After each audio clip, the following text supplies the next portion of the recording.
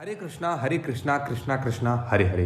अर्जुन श्री कृष्ण भगवान से कहते हैं कि शेन योरु भयोर मध्य रथम स्थापय मेच्युता यावत देतान निरीक्षम्यहम युद्ध कामान अवस्थितान कैर्मयाश योद्धव्यश्यमन शर्मिणम मुद्यमे। दोनों सेनाएं जहां युद्ध करने के लिए एक दूसरे के सामने खड़ी थी, वहां उन दोनों सेनाओं में इतनी दूरी थी कि एक सेना दूसरी सेना पर बाण आदि मार सके। तो ऐसे मध्य भाग में रथ खड़ा करने के लिए अर्जुन भगवान से कहते हैं, जिससे दोनों सेनाओं को आसानी से देखा जा सके। शेन योर भयोर मध्य इसी अध्याय के 24वें श्लोक में और दूसरे अध्याय के 20वें श्लोक में आया हुआ है। पहले अर्जुन शूरवीरता के साथ अपने रथ को दोनों सेनाओं के बीच में खड़ा करने की आज्ञा देते हैं।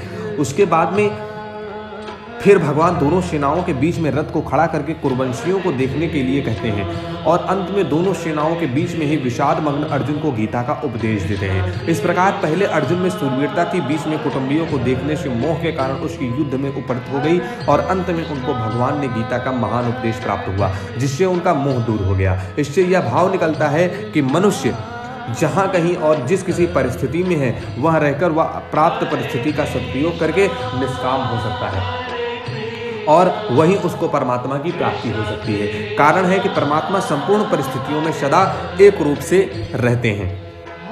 यावदेता निरीक्षे हम रण समुद्य में, दोनों सेनाओं के बीच में रथ कब तक खड़ा करें, इस पर अर्जुन कहते हैं कि युद्ध की इच्छा लेकर कौरव सेना में आए हुए सेना सहित जितने भी राजा लोग खड़े हैं, उन सबको जब तक मैं देख न लूं तब तक आप रथ को वहीं खड़ा रखिए। इस युद्ध के उद्योग में मुझे किन किन के साथ युद्ध करना है, उनमें किन किन लोगों के साथ मुझको युद्ध करना है, उनमें कौन कौन से मेरे सामने मेरे समान बलवान हैं, मेरे सामने वो कितने लोग हैं जो मेरे समान बल वाले हैं, कौन मेरे से कम बल वाले हैं और कौन मेरे से अधिक बल वाले हैं, उन सबको मैं जरा देख लूँ। यहाँ युद्ध का मान पद से अर्जुन कह रहे हैं कि हमने तो संधि की बात सोची थी, पर उन्होंने संधि की बात स्वीकार नहीं की, क्योंकि उनके मन में युद्ध करने की ज़्यादा इच्छा है।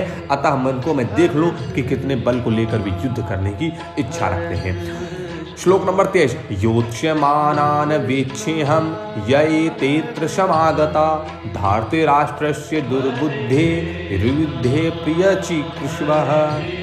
यहाँ दुर्योधन को दुष्टि बुद्धि कहकर अर्जुन यह बताना चाहते हैं कि इस युद्ध ने दुर्योधन ने हमारा नाश करने के लिए आज तक कई तरह के षड्यंत्र रचे हैं, हमें अपमानित करने के लिए कई तरह के उद्योग किए हैं। नियम के अनुसार और न्यायपूर्वक हम आधे राज्य के अधिकारी हैं, पर उसको भी यह हड़पना चाहते हैं, देना नहीं चाहते।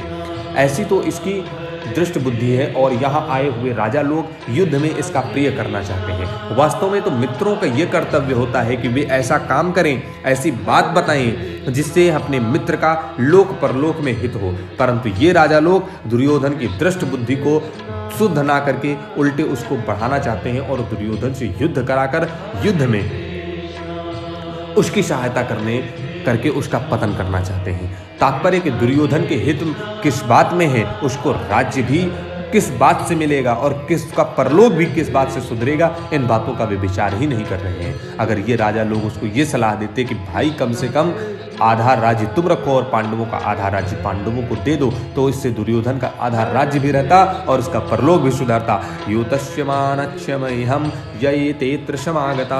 ये युद्ध के लिए उतावले होने वालों को जरा देख तो लूं, इन्होंने अधर्म का अन्याय का पक्ष लिया है, इसलिए ये हमारे सामने टिक नहीं सकेंगे, नष्ट हो जाएंगे। योत्स्यमानान कहने का तात्पर्य है कि इनके मन में युद्ध की ज्यादा आ रही है, युद्ध की जो इच्छा है, अतः देखूं तो सही कि ये है कौन। आगे की वीडियो में बताएंगे कि अर्जुन के ऐसा कहने पर भगवान ने क्या किया। इसको संजय आगे के 2 श्लोक में कहते हैं। बने रहिए हमारे साथ और देखते रहिए।